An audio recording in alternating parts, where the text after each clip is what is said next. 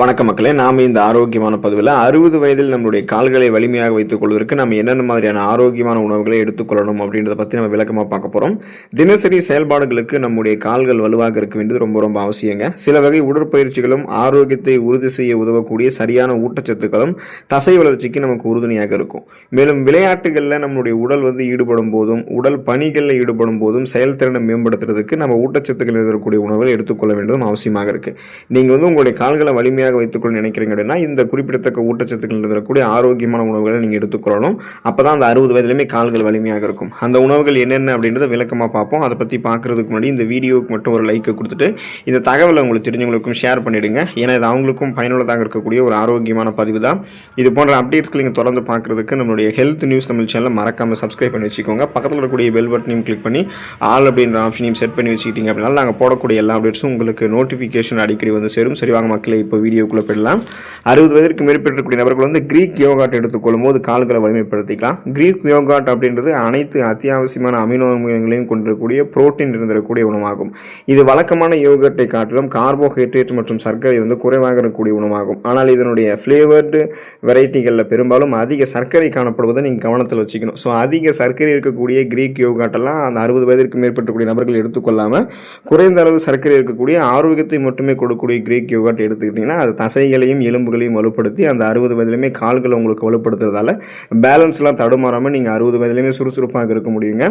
60 வயதிற்கு மேற்பட்டிருக்கக்கூடிய நபர்கள் பாதாம் பருப்பு எடுத்துக்கிட்டீங்க அப்படின்னா அதுவுமே உங்களுடைய தசைகள் எலும்புகளை வலுப்படுத்தி கால்களை வலிமைப்படுத்தும். பாதாம் பருப்புகளில் புரோட்டீன், பாலிஃபினால்கள் மற்றும் ஆன்டி ஆக்சிடென்ட்கள் இருக்கு. இது கால்களை வலிமையாக்குது. இது மற்ற புரதங்களோடு இணைந்து தசை மீட்சிக்கு, அதாவது மசில் ரெக்கவரி ஆகிறதுக்கு உங்களுக்கு உதவிகரமாக இருக்கு. ஸோ குறிப்பாக பார்த்தீங்கன்னா நீங்கள் அந்த பாதாம் பருப்பை ஸ்நாக்ஸ் மாதிரி டைம்லையும் எடுத்துக்கலாம். 50-60 வயதிற்கு மேற்பட்டவர்கள் தாராளமாக எடுத்துக்கொள்ளலாம். அப்போ பார்க்கும்போது உங்களுக்கு அந்த எலும்புகள் தசைகள் வலுவடையும். நீங்கள் இரவு தூங்குறதுக்கு முன்னாடி சாதாரணமாக குடிக்கக்கூடிய நீரில் கூட பாதாம் பருப்பு ஊற வச்சுட்டு மறுநாள் காலையில் எழுந்ததுக்கப்புறம் வெறும் வயிற்றில் அதோடைய தோலை நீக்கிட்டு கூட நீங்கள் எடுத்துக்கொள்ளலாம்.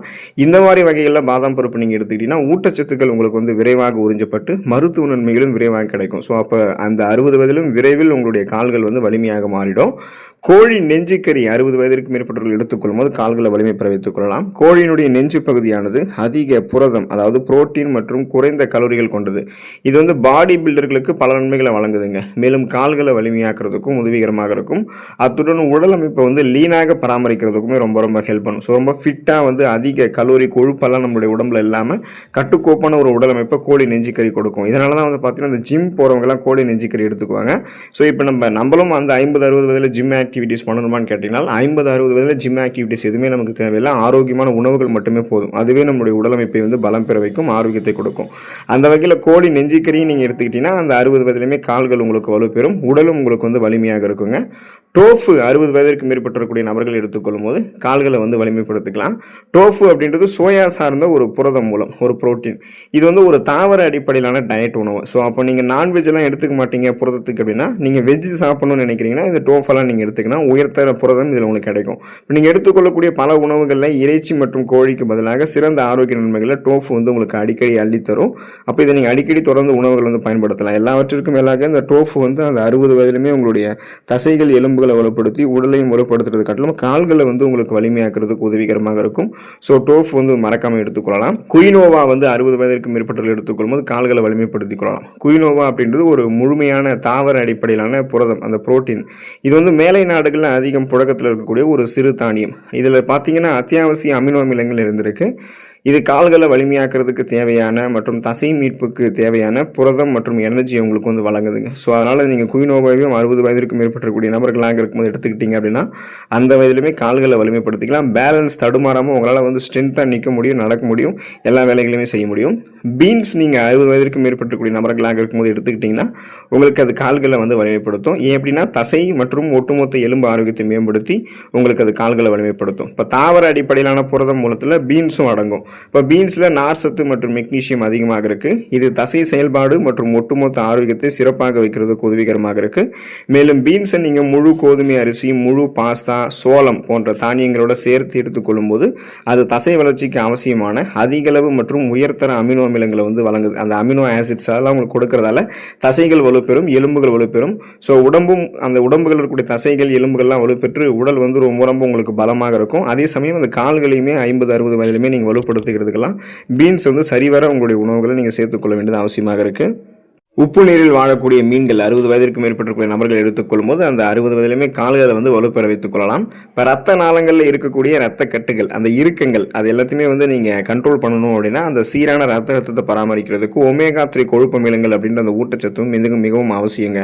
ஸோ அந்த ஒமேகா 3 கொழுப்பு அமிலங்கள் நீங்கள் எடுத்துக்கிட்டீங்கன்னா ரத்த ஓட்டம் உங்களுக்கு வந்து சீராகும், நரம்புகள் இருக்கக்கூடிய இறுக்கங்கள் தளர்த்தப்படும். அப்போ நீங்கள் என்ன பண்ணணும் அப்படின்னா அப்போ தான் உங்களுக்கு அந்த நரம்புகள் இருக்கக்கூடிய ரத்த ஓட்டம் சீரானவர்கள் இருக்கும்போது உடலுக்கும் ரத்த ஓட்டம் சீரானவர்கள் கிடைக்கும் போது கால்கள் மரத்து போய்விடுவது, கால் வலி ஏற்படுவது எதுவுமே இல்லாமல் நம்மளுடைய கால்கள் வந்து அந்த 60 வயதிலுமே பலம் பெற ஆரம்பிக்கும். அதுக்கு நம்ம வந்து ஒமேகா 3 கொழுப்பு அமிலங்கள் இருந்திருக்கக்கூடிய வஞ்சரம் மீன், காணாங்கெழுத்தி மீன், சூறை மீன், நன்னீர் மீன், இந்த மீன்கள்லாம் எடுத்துக்கணும். ஸோ இந்த மீன்களோட தொடர்ந்து இன்னும் சில மீன்களையுமே நீங்கள் வந்து உங்களுக்கு வேண்டிய அந்த கடல் உணவுகளை சாப்பிடலாம். குறிப்பிட்ட அளவில் பார்த்தீங்கன்னா வாரத்தில் 2 முறை நீங்கள் மீன்கள் வந்து உங்களுடைய உணவுகளில் அதிக எண்ணெய் எல்லாம் சேர்க்காம அளவாக எண்ணெய் சேர்த்து சாப்பிட்டீங்கன்னா கொலஸ்ட்ரால் பிரச்சனை இல்லாமல் உங்களுக்கு வந்து அந்த 60 வயதிலுமே கால்களை வலிமைப்படுத்துறதுக்கு உப்பு நீரில் வாழக்கூடிய மீன்கள் உதவிகரமாக இருக்கும். சிட்ரிக் அமிலங்கள் இருந்திருக்கக்கூடிய சிட்ரஸ் பழங்கள் 60 வயதிற்கு மேற்பட்டக்கூடிய நபர்கள் எடுத்துக்கொள்ளும்போது கால்களை வலிமைப்படுத்திக்கலாம். அதிகப்படியான கார்போஹைட்ரேட்டுகளை தராமல் நம்முடைய உடலுக்கு அத்தியாவசியமான தாதுக்கள் மற்றும் விட்டமின்களை வழங்குவதில் சிட்ரிக் அமிலம் வந்து சிறந்ததுங்க. ஸோ அது மட்டும் இல்லாமல் ரத்த கட்டுகளை அவிழ்த்து சீரான ரத்த ஓட்டத்தை நமக்கு மேம்படுத்துது. ஆரஞ்சு, திராட்சை மற்றும் எலுமிச்சம் போன்ற பழங்கள்லாம் சிட்ரிக் அமிலங்கள் வந்து காணப்படுது. ஸோ இந்த சிட்ரிக் அமிலங்கள் இருக்கக்கூடிய சிட்ரஸ் பழங்கள் இதை வந்து உங்களுடைய உணவுகளை சாப்பிட்டு முடிச்சதுக்கு அப்புறம் நீங்கள் ஜூஸ் மாதிரியோ அல்லது அப்படியே பிழிந்து நீங்கள் வந்து அப்படியே நீங்கள் வந்து அந்த சிட்ரஸ் பழங்களை அப்படியே நீங்கள் சாப்பிட்றீங்க முழுவதுமாக அப்படின்னா அந்த பழச்சுவையை முழுவதுமாக எடுத்துக்கிறீங்க அப்படின்னாலுமே அந்த 60 வயதில் உங்களுடைய எலும்புகள் வந்து வலுப்பெற ஆரம்பிக்கும், கால்கள் வந்து வலுப்பெற ஆரம்பிக்கும். விதைகள் மற்றும் நட்ஸ் வகைகள் 60 வயதிற்கு மேற்பட்டக்கூடிய நபர்கள் எடுத்துக்கொள்ளும் போது கால்களை வலிமைப்படுத்திக்கலாம். நமது இதய ஆரோக்கியத்தை பராமரிக்கிறதுல நட்ஸ் வகைகள் முக்கிய பங்கு வகிக்குதுங்க. ஸோ நட்ஸ் வகைகளில் மெக்னீசியம், பொட்டாசியம், ஆர்கினின் மற்றும் கால்சியம் போன்ற சத்துக்கள் ஏராளமாக இருக்கு. ஆர்கினின் சத்தானது நைட்ரிக் அமிலத்தை உருவாக்குவதன் மூலமாக ரத்த நாளங்களை விரிவடைய செஞ்சு நமது ரத்த ஓட்டத்தை எந்த விதமான தடையும் இல்லாமல் சீராக நடைபெறுவதற்கு ஹெல்ப் பண்ணுது. வால்நட்டு, ஹேசல்வுட்டு, முந்திரி பருப்பு, பாதாம் பருப்பு, இந்த மாதிரி நட்ஸ் வகைகளில் ஆர்கினின் உட்பட பல ஊட்டச்சத்துக்கள் இருக்குங்க. ஸோ விதைகள் மற்றும் நட்ஸ் தினமும் ஒரு கைப்பிடி அளவு 60 வயதிற்கு மேற்பட்டக்கூடிய நபர்கள் எடுத்துக்கொள்ளும் போது பிபி ப்ராப்ளம் கண்ட்ரோல் ஆகிடும், சுகர் ப்ராப்ளம் கண்ட்ரோல் ஆகிடும், அவங்களுக்கு அந்த மூட்டு வலி, முடக்குவாதம் இந்த மாதிரி எதுவுமே இருக்காது. கால்களையும் அவங்க வந்து வலிமைப்படுத்திக் கொள்ளலாம். வெங்காயம் மற்றும் பூண்டு 60 வயதிற்கு மேற்பட்டக்கூடிய நபர்கள் எடுத்துக்கொள்ளும் போது அந்த கை கால்கள் மரத்து விடுவது, உடலில் ரத்த ஓட்டம் போதுமான அளவுக்கு பாயாமல் இருக்கிறது, இந்த மாதிரி பிரச்சனைலாம் சரி பண்ணி 60 வயதிலுமே கால்களை வந்து வெங்காயம் மற்றும் பூண்டு வந்து நமக்கு வலுப்பெற வைக்கும். அதுக்கான காரணம் என்னன்னா நமது ரத்த அழுத்தம் மற்றும் இதய ஆரோக்கியம் ஒன்றுக்கொண்டு தொடர்புடையதுன்னு தெரிஞ்சுக்கோங்க. அதனால பிபி நீங்கள் கண்ட்ரோல் பண்ணீங்க அப்படின்னாலே உங்களோட இதயம் ஆரோக்கியமாக தான் இருக்கும். ஏன்னா இதயத்துக்கு வேண்டிய ரத்த ஓட்டம் நரம்புகள் வழியாக தான் போகும். அப்படிப்பட்ட நரம்புகளில் இறுக்கங்கள் தென்பட்டுச்சுன்னா போதுமான அளவுக்கு இதயத்துக்கு ரத்த ஓட்டம் கிடைக்காததால மாரடைப்பு, பக்கவாதம் இந்த மாதிரி பிரச்சனைகள்லாம் ஏற்படும். ஸோ இப்போ நீங்கள் பூண்டு, வெங்காயம் சாப்பிட்றீங்கன்னா பூண்டில் எக்ஸாக்டாக பார்த்தீங்கன்னா அதில் இருக்கக்கூடிய அந்த சல்ஃபர் அப்படின்றது வந்து பார்த்தீங்கன்னா நம்மளுடைய ரத்த அழுத்தத்தை குறைத்து நம்மளுடைய ரத்த நாளங்களை ரிலாக்ஸ் அடைய செய்வதன் மூலமாக சீரான ரத்த ஓட்டம் தருது. ஸோ அப்போ அந்த கால்களிலும் ரத்த ஓட்டம் சீரான அளவுக்கு பாயும், உடலுக்கும் ரத்த ஓட்டம் சீரான அளவு பாயும்.